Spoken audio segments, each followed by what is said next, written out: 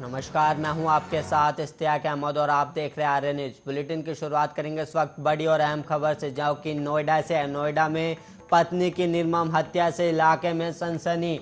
हत्या कर पत्नी के शव को फंदे से लटकाया। और वहीं आपको बता दें, हत्यारे ने हत्या कर ससुराल में दी जानकारी और घटना के बाद आरोपी पति मौके से फरार। और आपको बता दें, थाना सेक्टर 39 के सलारपुर का ये मामला है। इस वक्त की बड़ी और अहम खबर जो कि नोएडा से है, जहां पर एक पति ने अपनी पत्नी की निर्मम हत्या कर दी और हत्या के बाद शव को फंदे से लटका दिया। लटकाने के बाद उसने अपने ससुराल में इस हत्या की जानकारी दी और हत्या करने के बाद आरोपी पति मौके से फरार। और वहीं आपको बता दें, पत्नी की हत्या से इलाके में सनसनी फैली हुई है और हत्या कर पत्नी के शव को फंदे से लटकाया गया, जिसके बाद हत्या करने के बाद हत्यारे ने हत्या कर ससुराल में हत्या की दी जानकारी। उसके बाद मौके से फरार हुआ आरोपी पति। और वहीं आपको बता दें, सेक्टर 39 का ये मामला है, जहां पर एक पति ने अपनी पत्नी की हत्या करी है। और थाना सेक्टर 39 के सलारपुर का ये मामला है, जहां पर एक पति ने अपनी पत्नी की निर्मम हत्या कर दी और उसके बाद इलाके में सनसनी मची हुई है। इसके अलावा आपको बता दें, हत्या कर पत्नी के शव को फंदे से लटकाया गया, जिसके बाद मौके से आरोपी पति फरार हो गया। और हत्या करने के बाद हत्यारे ने इस हत्या की जानकारी अपने ससुराल यानी कि पीड़िता के घर वालों को दी, जिसके बाद वहां से वहीं आपको बता दें, थाना सेक्टर 39 के सलारपुर का ये मामला है, जहां पर एक पति ने अपनी पत्नी की हत्या की और हत्या करने के बाद उस शव को फंदे से लटका दिया गया।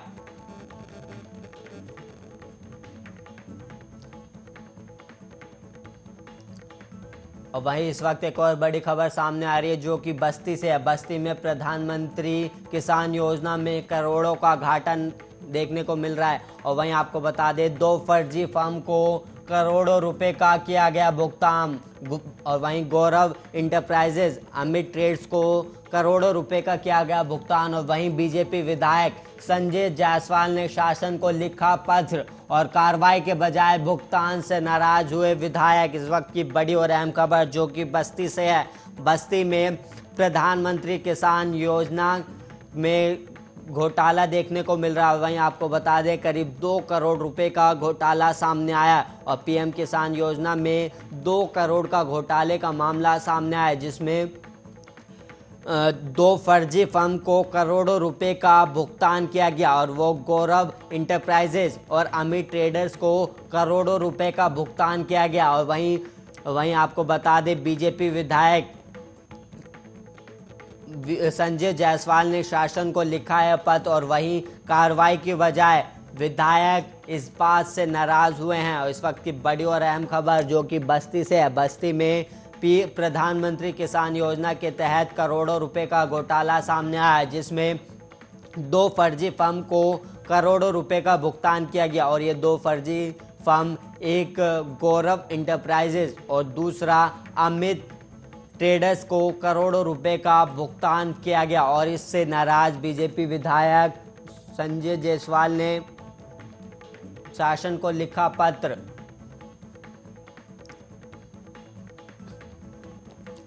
और वहीं राजस्थान के जोधपुर में 12 साल की दुष्कर्म पीड़िता ने एक बच्चे को जन्म दिया। और वहीं बताया गया कि रविवार रात जोधपुर के एक अस्पताल में बच्चे को जन्म दिया गया और इसके बाद लड़की को नज़दीकी शहर के एक अस्पताल में भर्ती कराया गया। राजस्थान बाल कल्याण समिति के अध्यक्ष धनपर गुर्जर ने बताया कि मां और बच्चे दोनों की हालत खतरे से बाहर बताई जा रही है। और उन्होंने कहा कि लड़की के माता पिता अपनी बेटी के पेट में तेज दर्द की शिकायत के बाद पहले उसे बालेश्वर में अपने गांव के पास एक अस्पताल ले गए थे। अस्पताल में गर्भवती होने की जानकारी मिलने के बाद लड़की के माता पिता चाहते थे कि डॉक्टर उसका बच्चा गिरा दे। हालांकि स्थानीय अस्पताल ने मामले को जोधपुर अस्पताल रेफर कर दिया और पुलिस को भी सूचना दे दी गई। और वहीं जोधपुर अस्पताल में लड़की ने पुलिस और डॉक्टरों को बताया कि उसके स्कूल में 2 लड़कों ने उसके साथ बलात्कार किया था। और हालांकि पुलिस मामले पर चुप्पी साधे हुए, लेकिन सूत्रों का कहना है कि लड़की के नाम वाले 2 लड़कों से पूछताछ की जा रही है। और 9 महीने पहले जब लड़की स्कूल से अपना होमवर्क चेक करा वापस लौट रही थी, तब इन लड़कों ने लड़की के साथ दुष्कर्म किया था। और पुलिस ने बताया कि इस मामले में केस दर्ज किया गया है और आगे की जांच की जा रही है।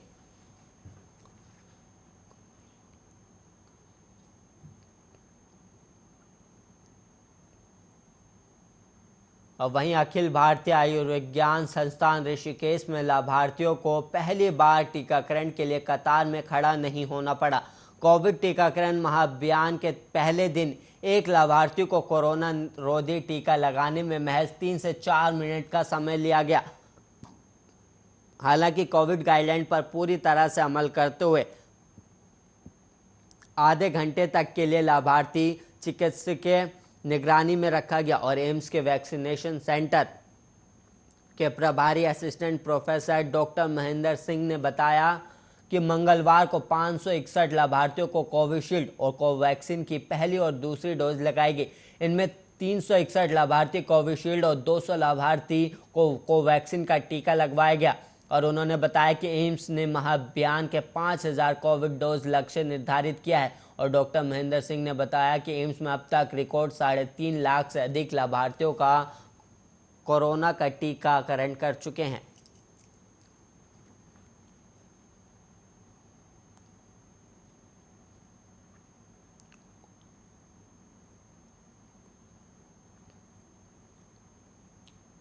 और वहीं उत्तराखंड विधानसभा के मानसून सत्र के दूसरा दिन है। और वहीं आज मुख्यमंत्री पुष्कर सिंह धामी अनुपूरक बजट पेश करेंगे। और विधानसभा अध्यक्ष प्रेमचंद अग्रवाल की अध्यक्षता में हुई कार्य मंत्रणा समिति की बैठक में मंगलवार को सदन पटल पर रखे जाने वाला बिजनेस तय हुआ है। और वहीं उत्तराखंड विनियोग 2020 से 21 अनुरूप विधेयक 2021 के अलावा सरकार 6 और विधेयक सदन पटल पर रखेगी। और सदन में पेश होने वाले अनुपूरक बजट 5300 करोड़ रुपए का होने का अनुमान है। और वहीं 16 अगस्त को प्रदेश मंत्रिमंडल की बैठक में अनुपूरक बजट के प्रस्ताव को मंजूरी दी गई थी। और इसमें आवश्यक संशोधन करने का अधिकार कैबिनेट ने मुख्यमंत्री को दे दिया था।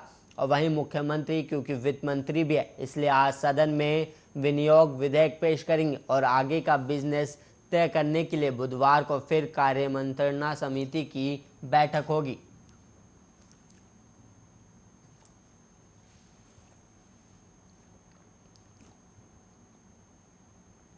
दिल्ली से सटे गुरुग्राम में एक मकान मालिक ने अपनी बहू और किराएदार के बीच अनैतिक संबंधों के शक में 5 लोगों की बेरहमी से हत्या कर दी। और मरने वालों में 2 महिलाएं, 2 बच्चे और 1 पुरुष शामिल है। और वहीं बताया गया कि वारदात को अंजाम देने के बाद मकान मालिक ने खुद को ही थाने जाकर आत्मसमर्पण कर दिया। और मामला गुरुग्राम के राजेंद्र पार्क थाना क्षेत्र का है। और वहीं मंगलवार की सुबह सुबह थाने पहुंचे एक शख्स ने पुलिस को बताया कि उसने 5 लोगों को मार डाला है। और पुलिस उस शख्स की बातों पर हैरान रह गई।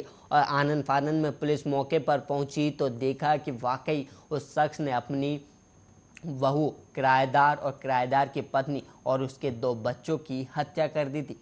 इसके बाद पुलिस ने उस शख्स को गिरफ्तार कर लिया। और पुलिस फिलहाल मामले की जांच में जुटी है। और पुलिस के मुताबिक आरोपी ने बताया है कि उसे शक था कि उसकी पत्नी और किराएदार के बीच अनैतिक संबंध बन गए हैं। और इसी गुस्से में उसने इस वारदात को अंजाम दिया। और पुलिस का कहना है कि इस शख्स की स्वीकारोक्ति के अतिरिक्त घटना के अन्य सभी पहलुओं की जांच की जा रही है।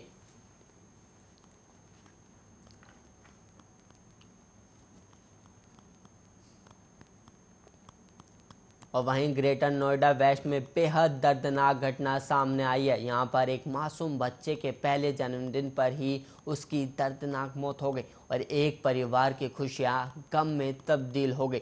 परिवार का 1 वर्ष का मासूम बच्चा खेलते समय 12वीं फ्लोर से नीचे गिर गया और नीचे गिरते ही मासूम बच्चे की मौत हो गई। और पूरा मामला ग्रेटर नोएडा के बिसरख थाना क्षेत्र के Casa green one housing society का है, जहां सतेंद्र कसाना का 1 साल का बेटा रिवान कसाना 12वीं फ्लोर पर घर के बाहर खेल रहा था। तभी वो बच्चा खेलते खेलते सीढ़ियों में रेलिंग के बीच से सीधा नीचे गिर गया और सीधा वो बेसमेंट में जाकर गिरा और नीचे गिरते ही मासूम बच्चे के इस हादसे में दर्दनाक मौत हो गई और इसकी सूचना पुलिस को दी गई, जिसके बाद मौके पर पहुंची पुलिस ने बच्चे के शव को कब्जे में लेकर पोस्टमार्टम के लिए भेज दिया।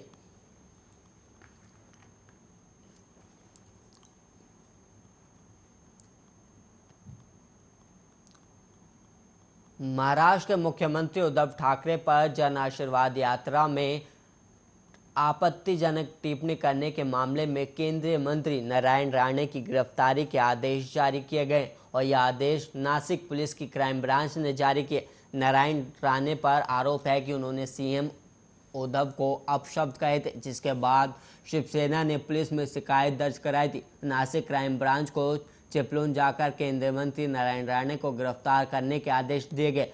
और वहीं आपको बता दें कि जब से नारायण राणे की जन आशीर्वाद यात्रा शुरू हुई है, तब से शिवसेना उन पर एग्रेसिव है और इससे पहले मुंबई पुलिस ने जन आशीर्वाद यात्रा निकाल रहे कार्यकर्ताओं के खिलाफ करीब 22 मामले दर्ज किए थे। और कल जन आशीर्वाद यात्रा कोकड़ के महाड़ इलाके में पहुंची। यहां नारायण राणे ने एक प्रेस कॉन्फ्रेंस को संबोधित किया और इस दौरान उन्होंने सीएम उद्धव को अपशब्द कहे और ये इलाका शिवसेना का गढ़ माना जाता है।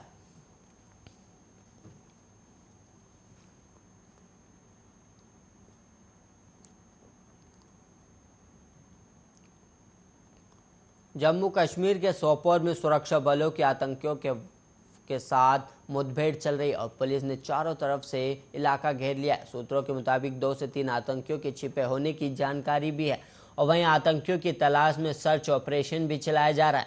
जम्मू कश्मीर पुलिस ने ट्वीट कर बताया कि सोपोर में एनकाउंटर शुरू हुआ और वहीं सुरक्षा बल अपना काम कर रहे हैं। और वहीं आपको बता दें कि सोमवार को जम्मू कश्मीर पुलिस ने लश्कर-ए-तैयबा से जुड़े एक संगठन द रेसिस्टेंस फोर्स के 2 शीर्ष कमांडरों को मार गिराया था और ये शहर में कई लोगों की हत्या और युवाओं को हथियार उठाने के लिए गुमराह करने में शामिल थे और सबसे लंबे समय तक सक्रिय आतंकवादियों में से एक और टीआरएस का प्रमुख अब्बास शेख और उसका सहयोगी शाकिब मंजूर शहर के आलोची बाग इलाके में पुलिस के साथ मुठभेड़ में मारे गए।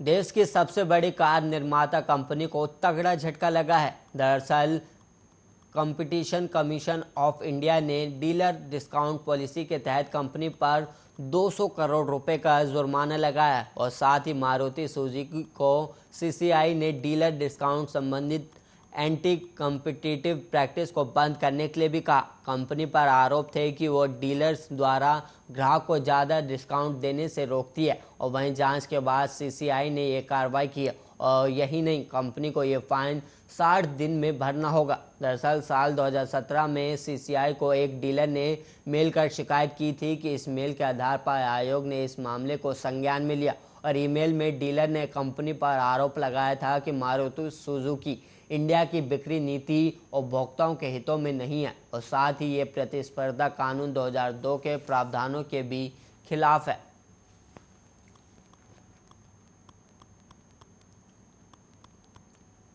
देश में अभी भी बड़ी संख्या में जानलेवा कोरोना वायरस के नए मामले सामने आ रहे हैं। देश में पिछले 24 घंटे में कोरोना के 25,467 नए मामले सामने आए और वहीं 354 लोगों की मौत हो गई। स्वास्थ्य मंत्रालय की ओर से जारी ताज़ा आंकड़ों के मुताबिक देश में पिछले 24 घंटे में 39,486 लोग ठीक भी हुए हैं, जिसके बाद ठीक होने वाले लोगों की संख्या बढ़कर अब 3,17,20,112 हो गई और वहीं अब एक्टिव केस घटकर 3,19,591 रह गए। आंकड़ों के मुताबिक देश में कोरोना के अब तक 3,24,74,773 केस सामने आ चुके हैं, जिनमें से अब तक 4,35,110 लोगों की मौत हो चुकी है।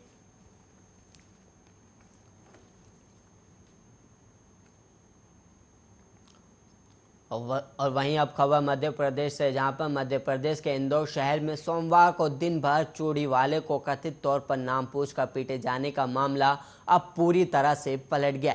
एक तरफ सोमवार को दिन भर इस पर हंगामा रहा और अल्पसंख्यक समुदाय के व्यक्ति की पिटाई पर सवाल खड़े होते रहे और वहीं अब उस शख्स पर ही यौन उत्पीड़न का केस पुलिस ने दर्ज किया है और इसके अलावा उस शख्स पर अपनी पहचान छिपाने का भी आरोप लगाया गया। और वहीं इंदौर पुलिस ने चूड़ी विक्रेता तस्लीम अली पर यौन उत्पीड़न का केस दर्ज कर लिया है। इससे पहले आरोप लगे थे कि भीड़ ने उसका नाम पूछकर पिटाई की और वहीं कहा जा रहा था कि उसे मुस्लिम होने के चलते पीटा गया था। और सोमवार शाम को इस मामले में राष्ट्रीय अल्पसंख्यक आयोग ने भी राज्य सरकार से रिपोर्ट तलब की थी। युवक की पिटाई का वीडियो सोशल मीडिया पर वायरल हो रहा था, जिसके बाद पुलिस मामले की जांच में जुटी थी। और वहीं आरोप है कि चूड़ी बेचने के नाम पर वो युवक महिलाओं से छेड़छाड़ कर रहा था, जिसके चलते भीड़ ने उसकी पिटाई कर दी थी। और पुलिस ने तस्लीम अली के खिलाफ ही आईपीसी की धारा 354, 354A, 420, 467 और 478 और 471 के तहत केस दर्ज किया। इसके अलावा पॉक्सो एक्ट के कई प्रावधानों के तहत भी केस फाइल किया गया। और वहीं इंदौर पुलिस के एसएसपी आशुतोष बागड़ी ने कहा कि चूड़ी बेचने वाले के पास से 2 आधार कार्ड बरामद किए हैं और एक में उसका नाम तस्लीम अली और पिता का नाम मोहर अली लिखा है। और वहीं इसी मामले को लेकर मध्य प्रदेश के गृह मंत्री नरोत्तम मिश्रा का अजीबोगरीब बयान भी सामने आया था।